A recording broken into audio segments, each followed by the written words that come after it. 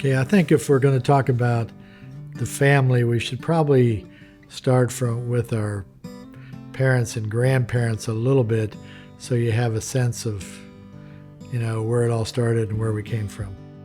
On my mother's side, they lived in Bloomsburg, Pennsylvania. It was Art and Ida Cronin.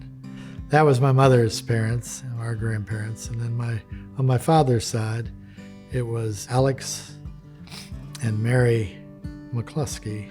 And they lived in Kingston, Pennsylvania, which was about an hour and 15 minutes, an hour and a half away from where we grew up. And we spent a lot of time in Kingston. On my mom's side, Art, he worked in Berwick, Pennsylvania, in a plant that built cars, railroad cars. And he was tough. He was a tough Irish guy that had a good heart, but he believed in doing what you're supposed to do and this type thing. A little example of my grandfather, Cronin, he worked at the Bloomsburg Fair, which was the largest fair in Pennsylvania. And he was the one that took your tickets coming in. So in our case, he would let us in for free. So we were walking through there one time, and I got through, my brother Pat got through, and Steve was walking through, who was the next in line. And he looked at Steve and said, I don't recognize you or know who you are. And Steve said, I'm Steve. I'm your grandson. And he said, I don't remember you. And the reason was Steve had long hair. And he didn't believe in long hair. So he wouldn't let Steve in. And we didn't have any money, so we couldn't get in.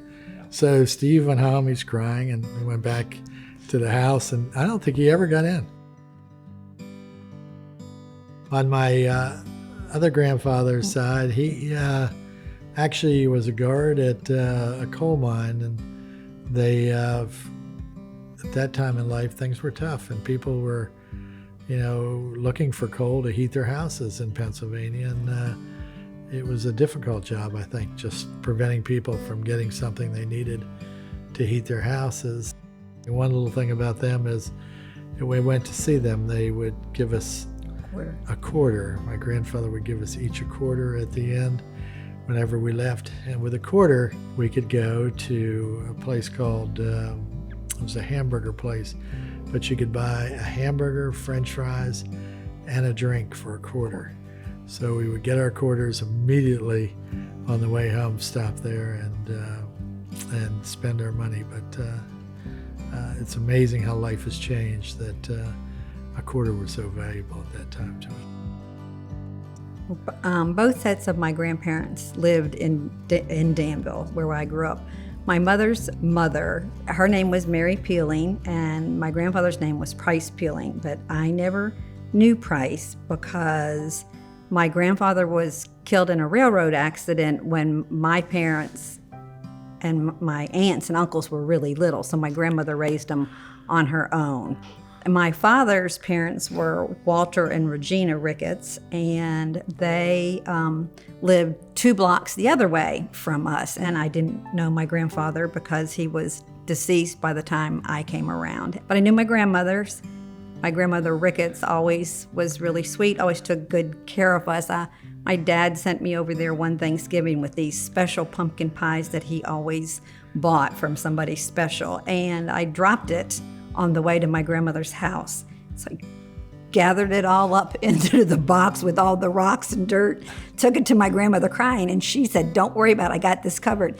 And she went and bought other pumpkin pies, and when we were serving them, nobody said anything, and she was covering for me, and my father said, "This isn't the pie I sent, what happened?" So she insisted that it was and that he was just mistaken.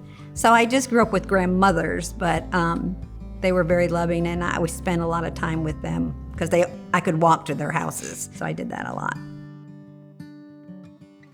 Yeah, my mom and dad were great. I mean, we were very fortunate, and I still think so today, that they were a very, very, very important part of our lives and the basis of, how we've grown up and what we've done in our lives. My mother was extremely loving. She was kind to everyone. She taught us how important it was to care for each other and be a part of each other's lives. And in our case, we had to be, because there were 8 of us. We grew up we were all born in a small house in Fernville, which was right across from Bloomsburg.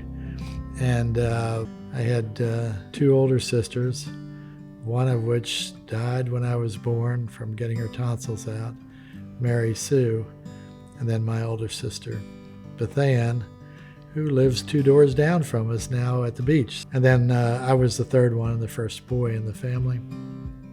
And then it went on down the list. So it was myself, my brother Pat, that now lives in New Orleans, and it was my brother Steve, that lives in Mansfield, Pennsylvania, and my brother Tim, that lives outside of Philadelphia, and my brother Kevin, that lives in Atlanta, and then my little sister Kathy, that lives in California with her husband. And then my dad was a coach. He taught school and living in Bloomsburg, close to my mom's parents, but he was actually teaching in Danville, Pennsylvania.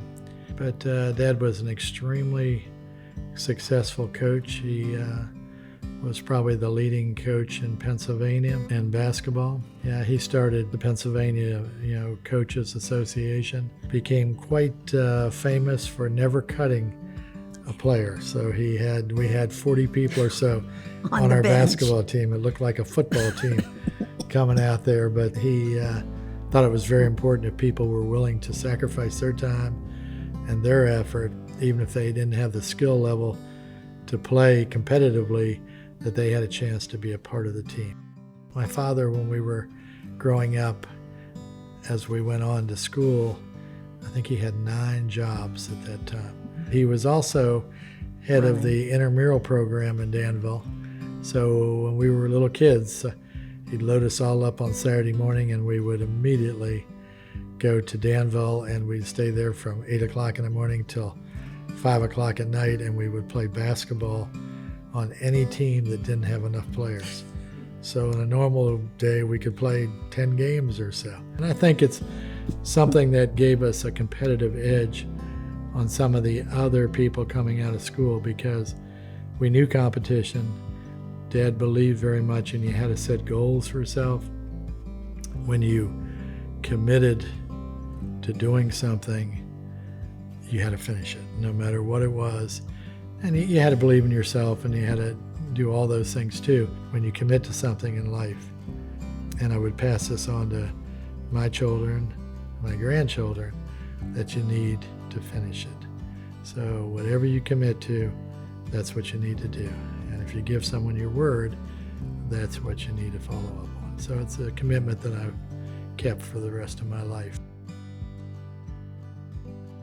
My mother was the one that had us all day and took care of all 8 of us when Dad was working, and she would make a list at the end of the day, which ones were bad and which ones were good.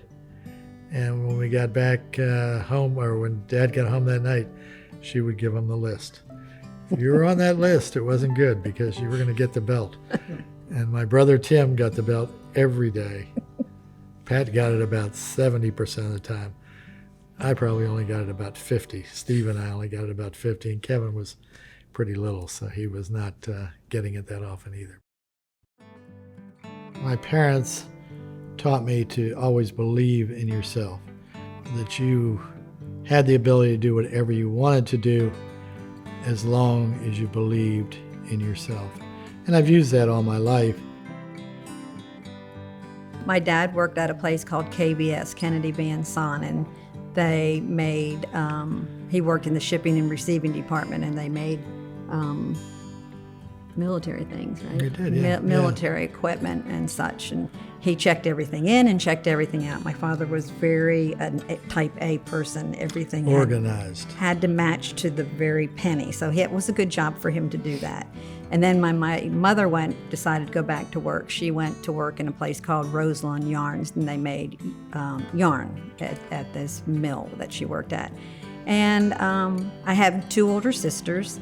One is 8 years older than I am. Her name is Cheryl, and she lives in Bloomsburg. Pennsylvania, and my other sister, Gail, is my middle sister. She's 4 years older, and she now lives in Waycross and has lived down here for the last 25 years or longer. So growing up, my sisters had to babysit me a lot if my parents were working or whatever, and not always thrilled to have a little sister tagging along. So I do remember they would sit me in the corner at the Y dance or whatever and say, don't move, you can't do this, you can't do that. And so I would get back at them by wearing their clothes to school after they left for school. And my dad bowled and was in all kinds of bowling leagues and stuff, so he was gone a lot of nights. So we ate at 5 o'clock every night. And if you weren't there, you got punished. And so I was quick to be home when it was time to be home. The most important thing my parents taught me growing up was probably to always be on time, but to finish anything I ever started, kind of like Mike's parents. If you started something, you finished it to the dire end, whether you loved it or whether you hated it. And they taught me that family is very important, and that's all I had growing up was, my cousins and my aunts and uncles and my mom and dad and my sisters. I first met Mike going to school, going to the basketball games. I knew of him and watched him play ball when I was hanging out with all my girlfriends. But my 9th grade prom was coming up, and everybody had dates, and I did not have a date. And everybody kept saying, ask Mike McCloskey, ask Mike McCloskey. And I'm like, well, I really don't know him, blah, blah, blah. And he won't go with me because he's a big 9th grade or 10th grader. And so we were at the Washies playground, and he was playing basketball, and I was watching him. And then he took a break, and my friends literally pushed, carried, shoved me over towards where he was and said, ask him. And he's looking right at me, and I'm like, would you like to go to my 9th grade graduation prom? So he did, and that was our first date. He picked me up in a car. My dad said I couldn't go in a car. So when I got home, I got grounded for 6 weeks. So I didn't see him again for most of the summer, but then I saw him later, and we picked up dating again. So I was 15 and he was 16. Well, Mike was a big basketball star, and all the girls wanted to go out with Mike. He was really tall and skinny, but everybody, he was Mr. Popular Guy, and all his friends were the popular guys. So, they were the cool guys to go out with. So that's why I was kind of nervous to ask him out. So, but I did. And I didn't realize we were the cool guys. But now that I do, you might change your mind. Carol was, she was active in school. She was involved in a lot of activities. She was a flag, is that what it was, flag girl in the band? Color guard. I carried a sword. A sword, okay. You had the sword, yeah, okay. Did gymnastics. Right, she did gymnastics, and so she was involved in a lot of activities too, and a lot of clubs. So it's a small town. Danville was a town of probably less than 10,000 people, 200 people in each one of our graduating classes.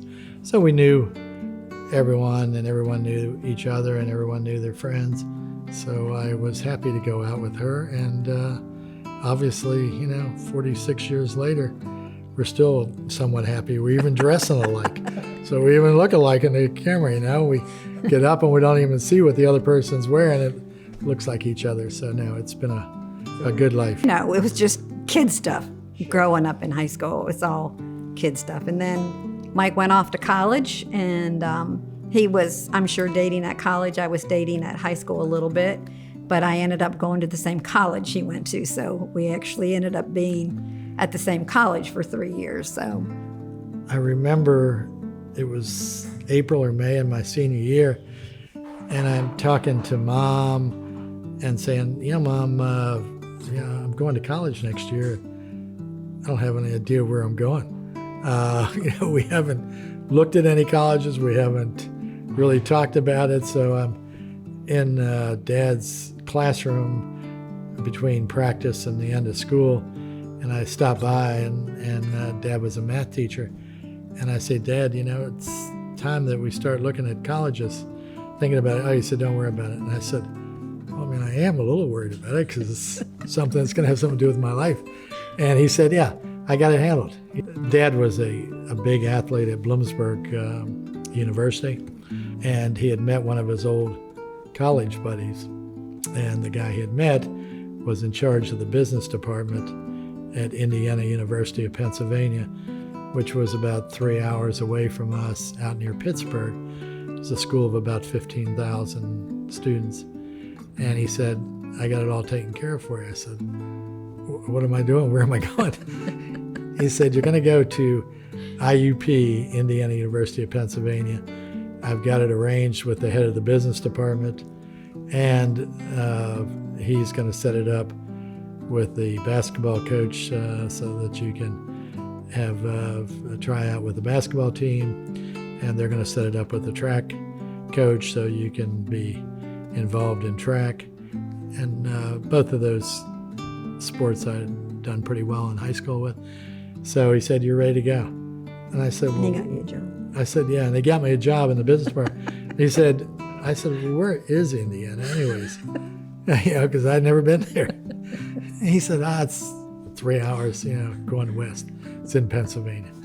I said, okay, I'm all in. So that's how I ended up in college. That's where I ended up going to school. That's where I ended up playing basketball and track, and that's where I graduated from college. I ended up going to Indiana because I actually originally wanted to go to Penn State, and my father said that I could not attend Penn State because girls at Penn State were allowed to wear blue jeans to class, and he didn't think that was appropriate. So last minute, I applied to IUP. So I applied at IUP where Mike was, and I got in. However, I had to go to a branch campus because I applied so late. So I went to my first year at a place called Punxsutawney, Pennsylvania, where the groundhog comes out every year. And it was 3 buildings. And I didn't wear blue jeans to class. I wore pajamas to class and just rolled them up and went next door to the building to class. So my dad, should have left me go in blue jeans, I guess. But then I went to the main campus, and Mike was in a fraternity, and all his fraternity brothers dated girls that I had met and knew. So I joined, of course, their sorority. And so then I hung out with them, his fraternity brothers. I was in Delta 6. It was a interesting fraternity. We had an old house downtown at the beginning. Old house was like an old castle, kind of a dungeon looking place. It was awful. It was it had been used for a while. The new house was brand new and right next to campus, and it was nice. I guess they thought we really needed a new house. It was right across from my dorm, as a matter of fact, so I could see everything he was doing. Yeah. I joined Sigma Kappa, and so I was a Sig Cap. And like I said, his new fraternity house was right out my dorm window, so I always knew what was going on over there, keeping an eye out. He was busy, though, because he did track and basketball. He worked. He had that job, and his fraternity brothers always made sure he practiced real hard by making him run in front of a car so they could hit the back of his legs if he didn't go fast enough. Yeah, I remember that when I was pledging. Yeah, I don't know if I ever knew exactly what I wanted to do, but I knew I wanted to be in business. I admired my father for being in education, and I thought that was fine. But in my world, I wanted to get into the business world and get out there and make some money and show them what I could do. And so I was in business management and marketing. So I knew when I got out of school I was going to get into something that had to do with sales. It is a very competitive world. I think that you have to be ready to be competitive. You have to want to work, which is something that my parents taught me, that work was very important. And I hadn't been afraid of it. Dad actually taught school for 50 years. He had more tenure than anybody in the state of Pennsylvania that had been teaching longer. And I said, Dad, this is 50 years. This is a long time to be working. And he said, I still like it. I still like the kids. I still enjoy it. And I still get satisfaction out of it. And so now I find myself at 71 years old I started looking back. I've been working since I was 21 years old, and I'm 71 now. It's 50 years. So I've been working for 50 years myself, with, two basic different careers, but been out there for 50 years doing it. So I guess there wasn't anything unusual. It came natural. I studied education. I always knew I wanted to be an elementary teacher from the time that I went to the time I graduated, and that's what I did my whole life. I love children. I like to teach them. I like to be with them.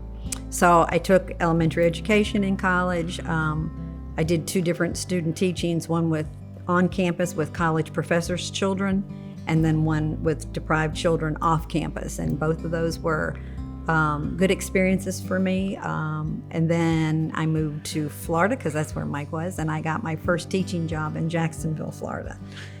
But I've always taught, and I liked teaching. I've retired, but I did enjoy it when I did it. When I graduated from school, one of my best friends, Bill Booth, was going to Florida, University of Florida in Gainesville for graduate work. So he calls and he says, why don't you come down to Florida, to Gainesville, and we can go to school together down here. So I went to Gainesville, and Bill and I, he was going to graduate school. I was kind of in the pretense of going to graduate school. And we did some interesting things down there. We bought a little trailer park with some of the money his father had sent him for college. We ended up buying a little bar with some money that we were able to get. My first learning experience with this was working with bankers, because Bill's father was on the board of the bank in Danville, and everybody knew each other, and they knew my father in Danville. But when we got down to Gainesville, we needed some money for this bar. So Bill and I walked into the bank and we said, we need to borrow, it wasn't a lot of money, maybe $10,000. And the guy said, okay, what do you guys have for collateral? And we said, well, we were just going to sign, saying that we were going to pay you back. And the guy said, well, normally you have collateral, like you have property, you have vehicles, you've established some credit, and you guys, and we're just looking at him saying, really? We didn't know you had to do all that stuff. Well, the guy ended up giving us like $5,000 because he thought we were gutsy enough to come in and ask him, and this type of thing. And $5,000 50 years ago was a lot of money. So we ended up buying this bar, and we never really made any money at it, but we had a lot of good stories from it. So it was my first, and probably Bill's first, business experience. And Bill and I would go on to be partners in some car dealerships and do some other stuff later on in life. But it was a good thing. And then Carol ended up coming down because we told her it was so much fun. And she actually had a real job. Didn't you work at the country club there? I did at first. I worked at the country club as a waitress that summer. You dealt with some professional golfers? Yeah. And then I actually took a loan from the Duval County school system when I started teaching to help them buy that bar. Everybody was contributing. What can I say? And I got to bartend. Took a team effort, When I came down to Florida, we were still just, dating, so to speak. But then I got this teaching job in Jacksonville and was commuting. And we actually got engaged. But so then I got tired of commuting, so I was living with a girl weekdays in Jacksonville and going home on weekends. And then he ended up coming to Jacksonville to work for Key Buick during that time also. And they had a big training program for people that wanted to get in the car business. That actually leads to the next story in our lives, or the next step in our lives. When I was there going to school, I was going to classes, and one of the dealers, a guy named Ed Coleman, owned the dealership in Waycross. He sent his son Ed down, who was in college at Georgia, to go to school to learn the business so he could take over for him when he got out of college.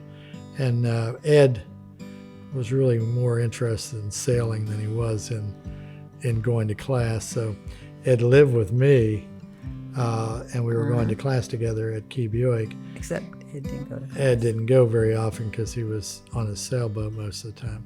It turned out that Ed's father was bringing a sailboat up from South Florida up to St. Simons, Georgia, and they knocked down the sailboat, and there were three of them on board, and all three of them drowned. So his father drowned in a sailing accident.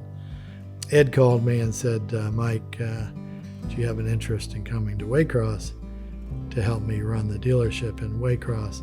My father was killed in a boating accident, and they want me to come back from school to run the dealership. And I don't know very much about running dealerships since I even never went to school at all. And so I thought about that and decided that it would be an opportunity to be the sales manager of that dealership. I'd only been to Waycross once, and Carol had never been there, but I thought it would be something that would be a place that would be a good place to get started and become a big fish in a little pond rather than being a little fish in a big pond in Jacksonville.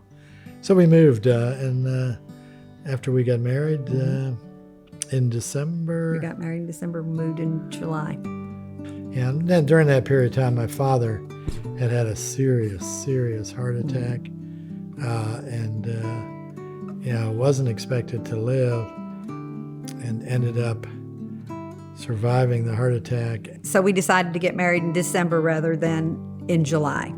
And so my girls had pink gowns because they were summer dresses, so we just had jackets made for the winter, and it was snowy that winter, and his dad was in the hospital.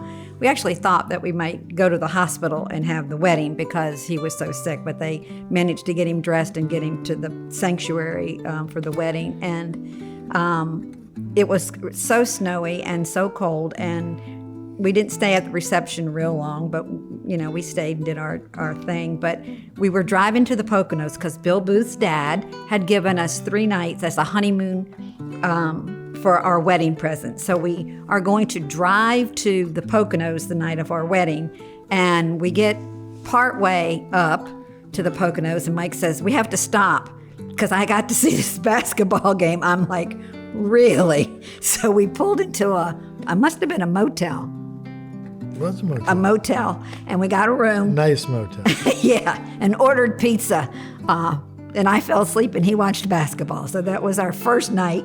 And the people that had given us the honeymoon had champagne and stuff in the hotel where we were supposed to be in the Poconos for us that we didn't get there until the next day. They were kind of concerned as to where were we and why didn't we call and thank them. But we did eventually. So that was Mike's still a big basketball guy. When the Final Four or anything is close to the playoffs, we don't do anything but basketball. But it was a big game. It was UCLA against Houston. And Houston beat them. They broke their streak at 100. So it was a very good game. When we moved to Waycross, I was 25 and Carol would have been 24. So should have been 24. So we were still relatively young. It kind of scared Carol a little bit. And Ed and he had picked out an apartment, so I had no idea what this apartment was going to look like. We moved there in July, and the apartment was a cute little apartment, really. But he and Ed went to Monte Carlo, France, about a week after we got there. I knew absolutely nobody, so I was in this apartment by myself, didn't know my way around Waycross, didn't know how to go to a store, I didn't know anything, and they were gone for 10 days. And people would call to welcome me. We're so glad to have you to Waycross. Ed told us all about you, blah, blah, blah. And we actually got some very, very good friends that are still good friends. Jack Lott, Butch Miller and his wife, Tandy Morton and Wanda Morton have been there. Yeah, so these are friends that we still have now 50 years later. that were all from Waycross, and they actually took us under their wing. They did. Yeah. Small towns, you need to be in, because you need to be a part of those towns. You need to be in all the things that are important in those towns. And we both were, or we both got involved in them. Carol got involved with the civic clubs. What's the one that you were involved in? Service League, Waycross Service League. Yeah. And I worked at the private school. Right, I was cheerleading sponsor. Yeah, that was Southwoods. And I got actively involved. Ended up being president of the Chamber of Commerce and, head of the Development Authority and chaplain of the Elks Club. Waycross Water and Sewer. Chairman of the board of Waycross Water and Rotary, Sewer. president of Rotary. Was president of Rotary, yeah. So we got involved in, and at the church, it was the Catholic church there. When we first went up there, it was in a little tiny church downtown. And I remember going there, and there was probably, less than 100 people in that church at the time. So we became very much involved in the church. I taught Sunday school too. Well, yeah, you taught Sunday school. You were on the board for the parish council. Mm-hmm. Yeah. So we got a chance to get involved in the social activities of a town of 25,000 people very quickly, and very much enjoyed it. It became very, very comfortable for us. We were small town kids coming to a small town, and it fit our personalities well. So, and this is another chapter of our lives. Ed and I were best friends, and we were relatively the same age. He was probably a year or two younger than Carol and I, and he got married during that period of time. And so he and his wife, were living in Waycross, and we would socialize with them quite a bit too. And then we were out with he and his wife, and her parents came in from North Carolina. They had a twin-engine plane. They were on their way to the Bahamas, were they not? Yeah. And so we went out to eat with them one night. Ed had just bought a new Mercedes SL 320 then. We were getting ready to leave, and Ed's father-in-law, wanted to drive the car. Yeah, so Ellen's dad, Ed's father-in-law, wanted to drive his new car, so they hopped in the new car and were driving out Central Avenue, which is where we live now. And his father-in-law missed a turn. When he missed the turn, tried to compensate. Make a long story short, he went off the road. He was killed instantly, and Ed died on the way to the hospital. So it was a terrible night. Ellen lost her father and her husband. I lost the guy that owned the dealerships, and we lost, friends that we had that brought us to Waycross within probably, a year and a half after we got there, maybe? 2 years, maybe? 2 years. 2 years after we'd gotten there. So it was a big change for us and for, that whole dealership scenario. So we went back to the dealership, and so now we no longer had a dealer. We had, Dago Harrison, myself, and Ed's mother was still alive, Patsy. So that team was the team that was running the dealership along with the service managers. And in the meantime, we had actually gotten the Toyota dealership, which was a huge prize because at that time Ed was the youngest Toyota dealer in the country, and for them to put a dealership in Waycross was very unusual because the Toyota franchise was extremely valuable and extremely desirable. So we ended up dividing the dealerships somewhat. Dago and Patsy stayed on the Buick and Olds side. I took over the Toyota dealership, and then I ended up being the youngest dealer in the country for Toyota. How old were you? I was probably 27, 26, something like that. And then Dago had the Buick and Olds dealership. And as Dago got older, he wanted to get out of it somewhat, so I ended up buying half of the Buick and Olds dealership from him. I remember when we opened the Toyota dealership, the first month that we had Toyotas, we had no furniture in the dealership.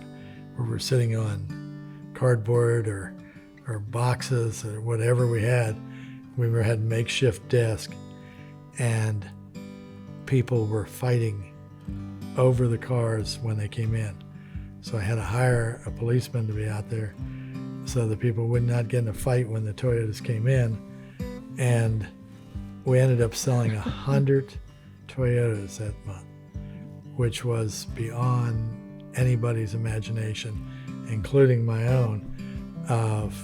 So it was just kind of an amazing opportunity that Carol and I were fortunate enough to have.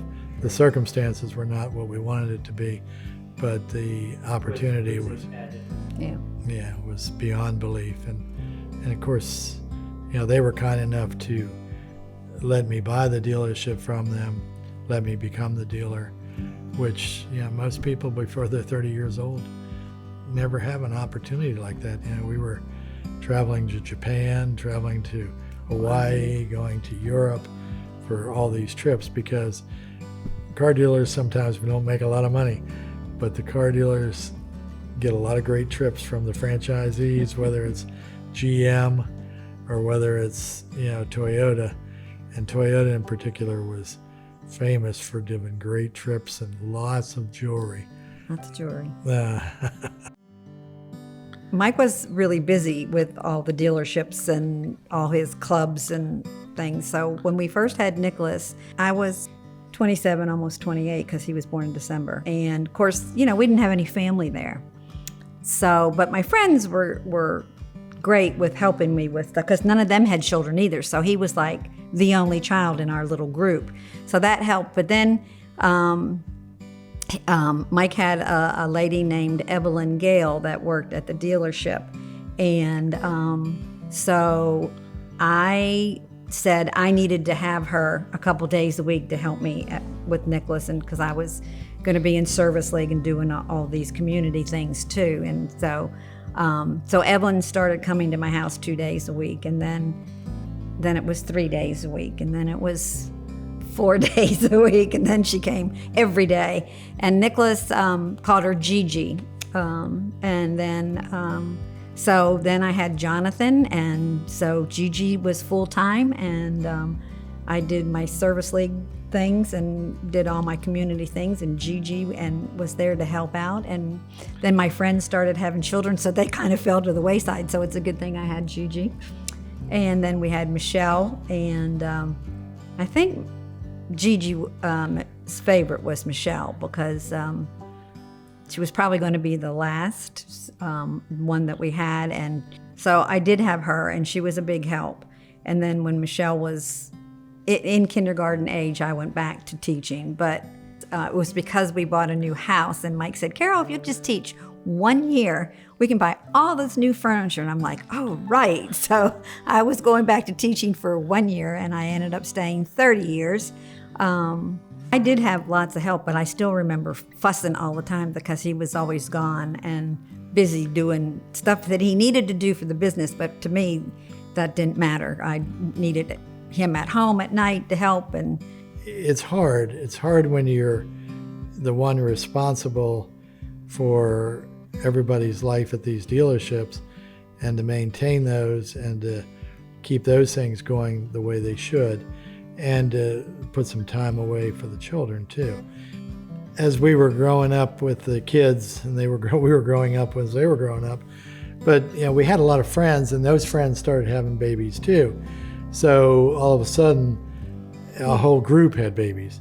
So now everybody's got 2 or 3 babies. So there was a lot of interaction between the groups, and the groups were interacting, whether it's going out to eat or going to the zoo.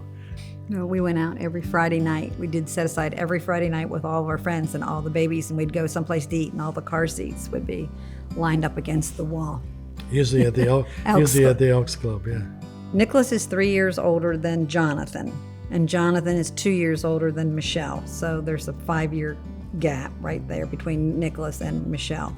And Nicholas was always the athletic one, and so I always took Jonathan and Michelle, drug them hither and yon to everything he did. Jonathan tried in athletics, and so did Michelle. Neither one of them were spectacular, but I would take Nicholas fussing the whole way to their games. And Carol was good at that. She was always there with them, so she was there. She was a great baseball mom, getting thrown out of baseball games by the umpires and this type thing. But we developed friendships there too that have stayed with us for years and years and years because of the kids. I mean, the kids Right. help you interact and help you develop friendships as well as anything else in life. They become a huge part of it with you. I thought Waycross was the perfect place to raise my children because it was so small and they were busy and active, but they could be, as Mike would say, big fish in a small pond.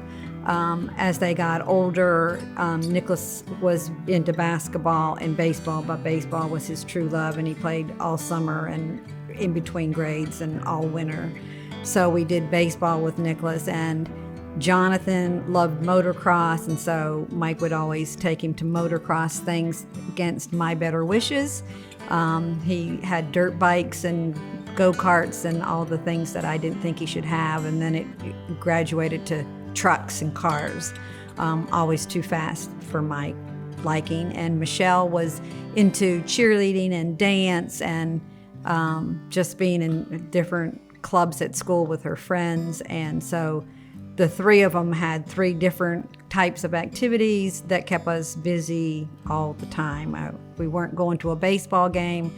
Mike was taking Jonathan to a motocross game and a race. And if it wasn't motocross, Michelle was cheering at a football game, so we would have to go to the football games. So, and she was in band because you have to be in band before you can do some of the other stuff. So she was in band, so we had to do band days. And so we just kept busy as they were growing up. It was something every weekend and several times during the week. The dealerships, as the children grew, we were growing as well. So it was a good thing for the kids, though, because they all wanted new vehicles. So we just happened to have some dealerships that had new vehicles. But we were growing. We had the original dealership, the Buick and Olds dealership. Dago had ended up selling me his share of that. So we had the Buick and Olds and the Toyota store. We ended up buying a dealership. Actually, Bill Booth and I bought a dealership over in Eufaula, Alabama, that had Cadillac, Pontiac, GMC, and then we ended up getting the Toyota franchise there. And then we ended up buying a dealership in Fernandina Beach, and we called that one Plantation, and that was a Dodge, Chrysler, Plymouth store. Jeep. And then once we got the store, we went up to Detroit and got them to give us the Jeep franchise. So we ended up having a number of franchises, which caused more traveling and more time away from Waycross and home and stuff. Well, and I would drag the kids on weekends to wherever he was a lot of times, but then as they got more active and they had ball games and things that they needed to be home for in high school, because in elementary school you can drag them and miss a ball game, or in middle school, but in high school when you play varsity stuff you cannot miss ball games. So that started to be a real problem. I was probably approaching 40, my late 30s, when we got all the dealerships put together. It was a busy time for us. We ended up having 5 dealerships? 5 dealerships, and in that group there's probably 150 employees maybe. Of course, sometimes I wonder at the end of the day, when you have all these employees you have to pay, you have all these floor plans you have to pay, all these properties that you're buying, whether the difference in profit is worth it from just staying smaller. So I'm not positive that it wasn't more work than it ended up being. But we ended up, in the late 80s, early 90s, selling all the dealerships and started to transition our lives into the general contracting, building business. One of my friends said that if I would teach him the car business, he would teach me the construction business, and he had a big construction company then. So he ended up teaching me the construction business. I taught him the car business. A guy named Maurice Hanna. And he said, Mike, this car business is way too tough for me. So we ended up being partners in the construction business. And we opened that. We opened Cayman Builders in 95. And he retired in 2005. So he stayed in about 10 years. And then I bought his share of Cayman. And since then, I've had Cayman ever since. So we've had Cayman now for 25, 26 years. So it's been a big part of our lives. And we've taken Cayman Builders to the largest construction company in Waycross and Blackshear. So we have done a lot of homes. And it looks like I'm going to break my father's record of 50 years in the working world. Carol thinks I still got another 10 years left in me to be out there. At least on it. But I still enjoy it. The basis of what you do, whether you're selling cars or selling houses, is very similar. And the techniques and what you use are pretty much the same. You treat people like you want to be treated. You build a product that's something that they want, and the whole process seems to work. I don't think Mike will retire because Mike is just a busy person. I mean, his whole life, he's always been, if they would have labeled kids ADD, back in the day, that would have been Mike right off. He's always been involved, always busy, always on the go, can't sit still. Golf would not be his favorite. I mean, he'll play it, but it's not something that he could do every single day. He'd be bored to tears. I don't see him playing tennis or pickleball or any of that every day. Mike has to have his hands into something that's constructive and has to micromanage everything. So I think Mike would struggle retiring full time. I think he will always have something in the business world to keep him busy. And then we came down to Fernandina and started our world down here. We ended up buying a piece on a property on the north end that was on the ocean. And after buying that, we built that house 5 years later. Took everything we had to buy it. So we took all of our money to buy it, and then to build it was a challenge. And the girls were all putting input into it. So the poor builder on that thing had a hard time. But so we got that built. And I think once we got that built, then everyone in our family started coming down here. So all my brothers and sisters and their kids all became down here. So it all became part of their world, and everybody was saying, this is a wonderful place. We need to be down here more. It's like a paradise down here. So it's become our little paradise. The McCloskey reunion started at the beach house at the north end of the beach back in '87. So that was our first year together as everybody to have a family reunion. And then we decided to do it every summer. So we would do it every summer, and all the cousins and aunts and uncles and everybody come. And the kids grew up knowing they were coming to Fernandina. So it's been a family tradition since '87 and every year. And all the kids, all the nieces and nephews and all our children grew up Fernandina being a part of their lives. And then in 2008, Carol used the money when we sold our share of the beach house to build the house that we're in right now, 26 belted Kingfisher. So we built a 4-bedroom house that each one of the kids would have their own bedroom upstairs, and this has become a focal point for our family. And we build under Cayman Builders down here, so we've been building homes in Fernandina now for the last 8 years.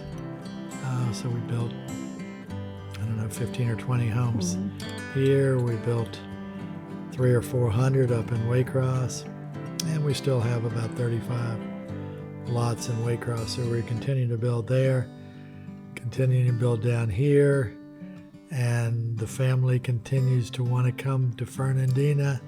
So we got Michelle and her husband Elliot to move down to Fernandina this year. So they have a house downtown that happens to be a house that Cayman Builders have built at 400 Elm Street. And Jonathan and JD and their 2 children live next to us in Waycross. They have about 5 acres to go with our 2 acres. So our offices are right next to each other there. We're trying to get Nicholas and Lindsay and Evans to move down so we'd have everybody right here together. Michelle and Elliot now have 2 little girls, so our world is so happy. I think that we are the happiest grandparents ever to have 6 grandchildren that we have grown to love very much. The oldest being Christian Anna, who is graduating from high school this year. As grandparents, we can't be that old. And Isla is just 6 months old, so there's a big difference. Big variation. Jared, the one just turned 15 yesterday. We had a little birthday party for him down here. But then they go to 3, 2, 1, and 6 months. So Jameson's 3. Rosie is 2. Isla's 6 months. Evans is a year. So we got a couple of older ones and then a whole bunch of younger ones. So, but it has definitely fulfilled our lives to have them close and to be a part of it. I think it's very important to cherish the time that you have with your children when they are little. Like Mike said, by the time they hit to be a teenager, you're going to be fighting with them every day about something anyways. And you need to learn to choose your battles when that happens, because they're mouthy and they roll their eyes and stuff. So when they're little, they don't mean to be aggressive or bad or busy, but you just need to find a way to, because that being little is going to be, it really is just a short window. I know at the time it seems like, oh my gosh, I'm never going to live through this. But, it was just, Rosie's already 2 and Evans is already 1 and walking, and it won't be long that they'll be going off to kindergarten, and then they're in school and their days are gone because they're at school and they're only at home at night and it's homework. And then all of a sudden they're in middle school, and then they're teenagers and they get a driver's license, and then they're gone. And, Michelle and I would fight all the time about everything. And the day I dropped her at college, I cried 3 hours all the way home because it was just hard to leave her. And the time does go very quick. I know it doesn't seem like it, but you'll turn around and all the kids will be grown and gone. And that's it. They're grown and gone. Then you hopefully get grandchildren that you can spoil and pick up where you left off. I think as you get a little bit older, you have more time. Mm-hmm. So you eliminate some of the things that you had to be at when your own children were growing up. And you say, this time is for grandkids. And they're just so great because they love you unconditionally. They think you're the greatest thing that ever was. And in my case, I get to give them treats and I get to just kind of, so they think I am really good. Spoiled. And, it's just fun to watch them swing and watch them do some stuff that, we did with ours, but it's been a while and they're starting to fade. And now when they're up there, and for them going down a slide is like the greatest thing in the world for that day. Or for them riding around in a golf cart is wonderful. Or for you telling them what this animal is or what this, something is doing, or whether it's a bird or whatever it is, it's got so much meaning to them because they're learning and grasping so much from you at that time, and they're willing to learn, and they take everything you say as gospel, and that's just the way it is. Yeah, being a grandparent gives you a chance to be with the kids and do all the fun things. So you don't have to do as many of the things that you don't like as much, like changing diapers, like watching them scream for no reason, or not go to bed when they're supposed to, or getting up in the middle of the night. All those things, you don't have to do those, but you do all the fun things. Leaving a message that I think is very important to the generations that follow us in our family. I would say you have to believe in yourself, you have to believe in God, and you have to understand that we live in the greatest country in the world, and if you're willing to work and you're willing to put the effort in, you can accomplish anything that you'd want to accomplish in this world. I think the message I would leave for everybody in my family for future generations would be everything that Mike said, of course, but also that that family is the most important thing that they can have. And what we've talked about that family is what they have to rely on, and they need to keep close with their family and always keep family first. And I just want them all to be happy at the end of the day, that they have family that they can rely on and that they're happy. And as you look at life and we look back on life, we have been fortunate to have some opportunities that our parents and other people have provided to us. And I think that Carol and I